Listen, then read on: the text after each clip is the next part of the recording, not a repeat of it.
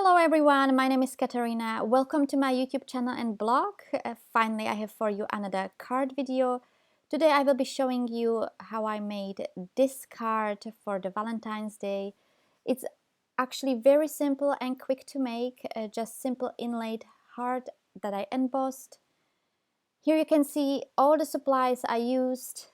Of course, the main supplies are the heart die. I have this set from 𝗙𝗪𝗧𝗪𝗧. And the next level embossing folders from We Are Memory Keepers. To make the embossing pop, I used a foiled cardstock in a gold and silver and white cardstock for the card base and a panel. First I die cut the heart twice using my Big Shot, one from the silver cardstock, and the second time I used a white panel that I cut to the size of my card base first. I place the heart closer to the top of the panel, leaving enough space for the sentiment that I will stamp later. I also embossed the silver heart. I had a little bit of trouble figuring out how to do this, since the folders are a little bit thicker than regular ones. To use these folders with the Big Shot, you keep the platform closed, just like with using a normal dies, and use only one cutting blade. I really like the dimension the embossing folder gave the heart, a really nice effect.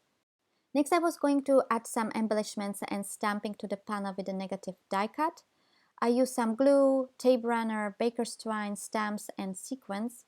Especially if I'm using ribbons or baker's twine or anything that will be tacked behind, I like to do this before adhering the panel to the card base. So first I stamped the sentiment with a VersaFine ink in Onyx Black using my Mini Misty.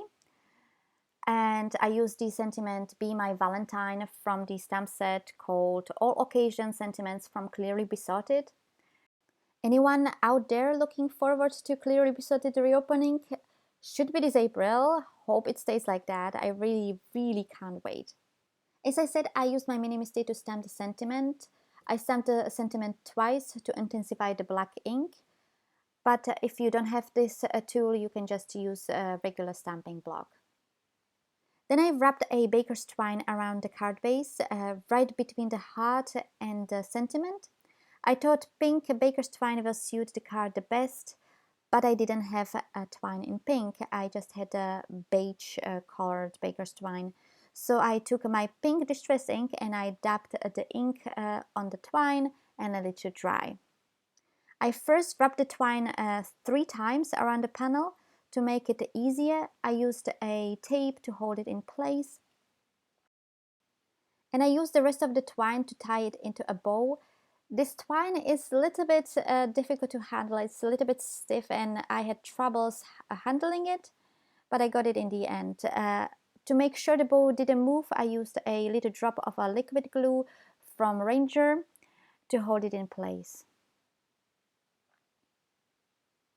Next was time to adhere the panel to the card base. I used a heavy weight cardstock that I bought at a local store here where I live. To adhere the panel, I used a double-sided tape.